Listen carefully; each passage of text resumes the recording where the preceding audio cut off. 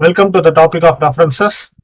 In this topic, we are going to discuss the following concepts, namely, what do you mean by referencing? Why do we need to provide references? What are the various types of resources that are referenced? And finally, what are the various elements of a reference? So, what do you mean by referencing? Usually, academic writing is dependent on more than just one author's perspectives and insights. It also draws on the ideas and research of other sources like books, journals, articles, and even websites. These additional sources may be used to support the author's ideas, or the author may be discussing or analyzing or even critiquing additional sources. Referencing is used to tell the reader where these ideas from other sources have been used in an assignment or research paper. There are three primary reasons why it is important to reference sources correctly. It shows the reader that you can find and use sources to create a solid argument. It properly credits the originators of ideas, theories, and research findings. Lastly, it shows the reader how your argument relates to the bigger picture. So now we will look at the various needs for providing references. First is to set your ideas apart from others. Let's see this with a scenario. When you hand in an assignment or a term paper or even a research paper, it is assumed that all facts, theories, and ideas are your own unless they are attributed to an outside source. If you do not attribute outside sources by referring them, there is no way one could distinguish your ideas from those in the sources. You are actually presenting someone else's work as your own. This results in plagiarism. When marking an assignment, your lecturer or tutor needs to know which part are original thought content and which parts are actually derived from an external research. Both research and original thought content are essential skills of research, but if you do not reference them correctly, the marker cannot separate them in your assignment or mark them accordingly. Next is to strengthen your case or argument. Most assignments have an argument of some kind. Sometimes you will read about a topic first and use what you find in the readings to develop your argument.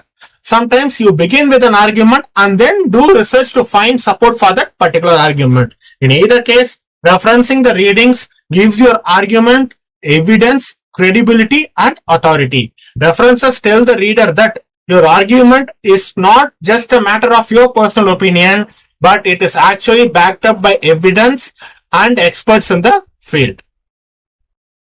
Thirdly, to demonstrate various points of view.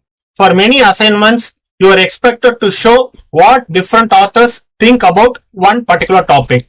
One way of doing this is to answer questions like, are there any points of agreement? Are there any conflicts? Are there any unanswered questions? And so on. Referencing exactly shows that you have considered the big picture by understanding and using a wide range of resources. It also emphasizes the scope and extent of your research. Next is allowing for fact checking. A reference is a signpost that tells the reader the source of facts, information, ideas, arguments, and theories. If the reader wants to check the original source, a reference enables them to find it. In certain occasions, the reader may want to make sure that your information is up to date and that you have correctly understood the source. The reader may also want to read more on a particular topic. Without references, there is no way for the reader to find which sources you have made use of and which you have not made use of. The reader cannot judge the reliability of any facts or evidence you rely on in your manuscript. Finally, to protect the author's moral rights and also to avoid plagiarism. Moral rights include the right of attribution, the right for the author to be identified when their work is used somewhere else. It is also a matter of courtesy to properly acknowledge an author's hard work. Because the academic culture is based on the free exchange of ideas, it is essential to show how these ideas actually fit together. Referencing is a standard way to show these connections. As mentioned earlier, failure to properly acknowledge sources result in plagiarism and it can carry a significant academic penalties. Fortunately, plagiarism is easy to avoid by following a few basic principles. In order to correctly reference the materials, you first need to identify the type of the source. The following are the various types of sources that are need to be referenced. We all know what books are actually, right? They are nothing but printed and bound documents on a particular topic or on a set of topics. Most books are written by either one person or a small group of people. But there are certain exceptions to this, like edited books, conference proceedings, encyclopedias, and dictionaries. Conference proceedings fall under primary resources, whereas reference sources like encyclopedia and dictionaries fall under the tertiary one. Journals are periodically published collections of articles on a particular subject, similar to a magazine or a newspaper. However, the target audience of a journal is usually academic, professional, or even technical. Journals represent the cutting edge of a research in a particular field. Pioneering studies and analyses are published here first. Next is grade literature. Sometimes sources have not been published in books or in journal form, and they are less likely to be found in a library. For example, institutional reports, brochures, and press releases. This type of material is sometimes more difficult to access than books or journal articles and is less likely to be useful for academic assignments. Next is web pages. They are nothing but online documents found on the World Wide Web. Finally, reports are official numbered publication that analyzes an issue or a situation. Now we will look at the various elements of a reference, starting with author. An author is an individual or an organization responsible for creating the source. Then the year of publication. It is the year in which the source was published.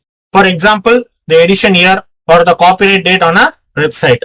Then comes the title of the article or chapter.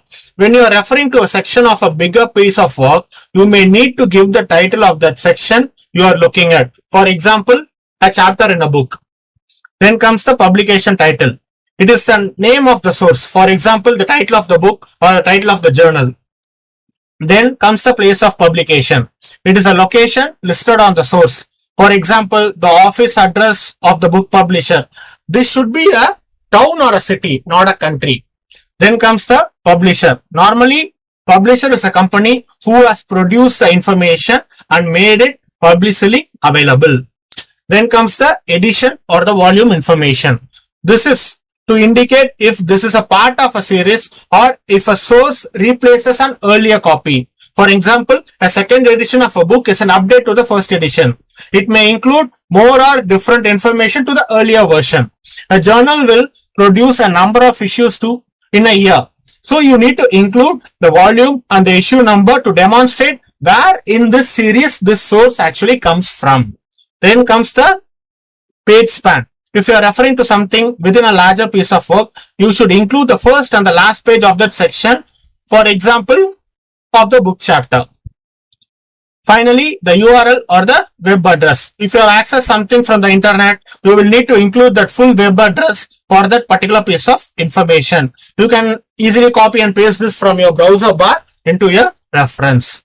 So, these are the various elements of a reference. Now, let's discuss the various elements of a reference with an example. So, these are the details about a particular publication. The publication source is presented in the image. We need to cull out the bibliographical details of the source as they represent the elements of the reference. As you can see from the image that the authors are Butt PC and Abu KS.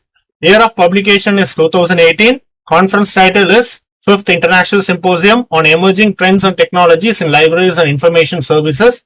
The title of the manuscript is Swayam e-learning portal, a web mining perspective. The place of publication is Noida, India. Publisher is IEEE, and finally the DOI is presented. So the detail highlighted in blue at the top are the way of writing the references for this particular publication by incorporating all the elements. This one follows APA style, and I mentioned there are other types of style guides as well. As you can see, doing this manually is a hectic and time consuming task and is prone to errors. So to summarize, we have discussed the concept of referencing, its need, types of resources to be referenced, and the various elements of a reference through an example. So thank you, and we'll see you in the next lesson.